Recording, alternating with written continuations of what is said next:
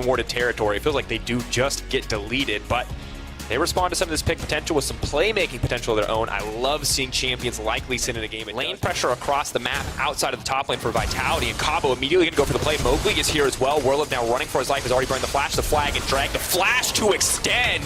Warlove now caught out, goes right into zombie mode with a Raptor camp, it now looks like. Yep. Difficult spot. Capo though going to go in. We're going to have immediate action on the bottom side as well. Vitality getting aggressive in every single lane. Dreams with no level 6. He's still going to try to find the stun. He knows he can try to turn this one back. Nice heal coming in as they find the kill. Jack's roll over still. Oh! From downtown! Oh my god! The Flash. damage.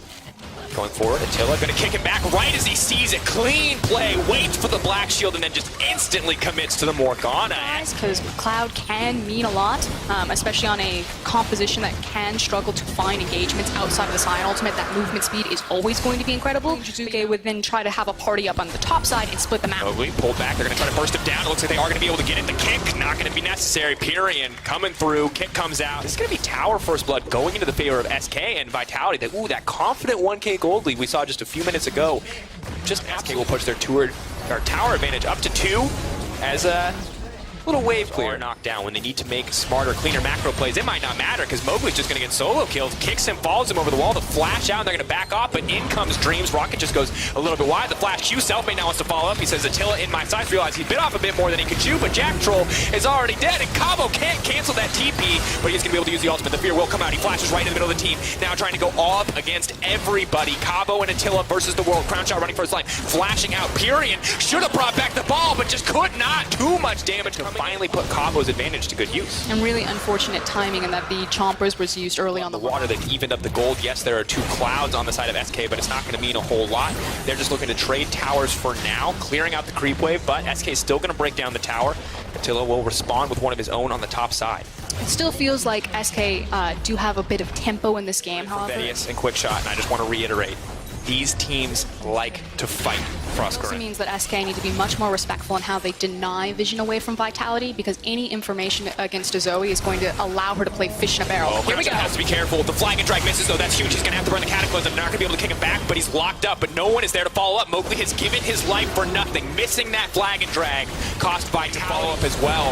Have to be careful. Have to respect the Urgot. The ultimate's coming out. They're trying to burn down the count, but the heal is coming in to stop Dreams from getting picked off. They are going to be able to use the ult. That's the multi-man fear. They are going to be able to get the Baron in the end for the side of SK, and Cabo runs into the entire team. He's just not quite strong enough. Shut down right onto the Jinx, right where they want it. Jizuke running for dear life, trying to get something back, but there is not enough fancy. Steal it. You have to fight them. You know you've got the Zoe. Unfortunately, she's low on mana, so I don't fault Vitality for looking for that play. It was just lose-lose. They shouldn't have gotten picked out in the mid lane, and SK punished. And now they're set up for what could be a very easy siege. You've got the range, you've got the engaged threat from the Alistair. Vitality doing what they can for wave clear, but they do not have an Orianna on their side. They got the Zoe, they're trying to poke back, they're getting good damage down, but the tower is the focus for SK. Now the ultimate has come out, immediately going to get the engage from Mowgli, though he's kicked right back into the fight. They're trying to back up. Still, SK remain in control. Brief pause here, patience as they push into the base. They have lost no one, and Mowgli is already dead. SK very much in control. Jizuke leaping over the wall, praying to land one of these skill shots. Huge credit to Selfmade right there, making sure he was... Oh, that was a clincher. Making sure that he was standing next to Crown Shot to kick out Mowgli as Jarvan came in. Sion TP coming in as well. Gonna tank some of these traps. Attila not nearly enough damage to shred through. 3-item spike is there for Crown Shot. We'll check in a moment if it's there for Attila as well. 80 carries could decide the next fight. No doubt the late game team fighting is in the favor of the Jinx. Firing out. Jizuke trying to land a bit of damage. Goes golden. Can they follow up here? Jizuke is gonna flash out to safety. Binding's there, no one wants to follow up. Beautiful shockwave, but once again, no follow-up. SK backing off, knowing they have the advantage, but Pyrian! But the amount of fancy footwork and the stall that Zoe is outputting here is keeping Vitality alive. Now they're just running. Vitality chasing. They know they need to get an opportunity here. Jack Troll throws the binding forward. It does connect on Dreams. Mowgli going in again. Fearless. They are going to pick off the cow. The Fear not going to connect to anyone else. Selfmade looking for the retreat. The knockup is there over the wall. Vitality getting what they can, but still losing the inhibitor. Selfmade going for the play. Oh! Woo! Is this man playing solo queue? SK lineup. Now the Baron buff is gone, so Vitality probably hold on for a little bit longer, but they are definitely running out. I like what they're showing us in the playbook. They don't need to show us clean, classic macro plays. They've stuck it. Look at the mini-map there. Vitality... Backing off, looks like they will give up this tier 2, but Jizuke still landing those clutch skill shots to half health people. And huge shout out to Warlib, the fact that he's splitting up Vitality because he's trying to force feed these minions in through the mid lane on the Scion. The opportunity, there's Dreams is calling out the time to go. Selfmade waiting for the opportunity to kick them back in. Eyes on the shockwave and just pull them right back, delete it, and now the follow-up. Jinx is just gonna tear them It's down. over.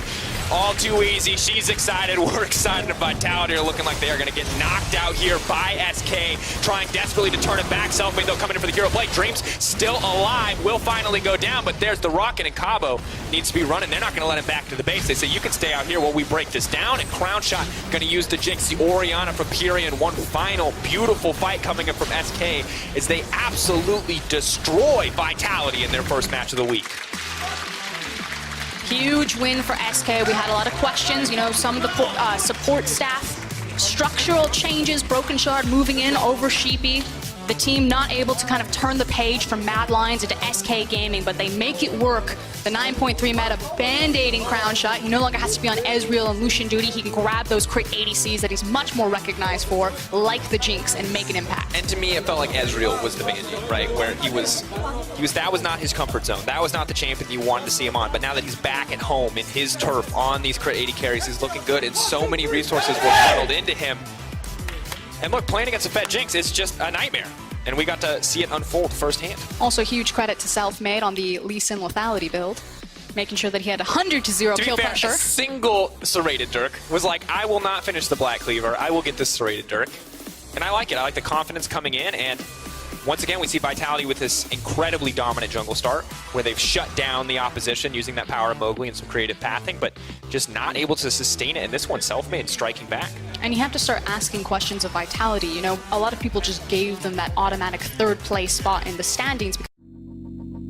Let it go, make my body go, take our bodies higher.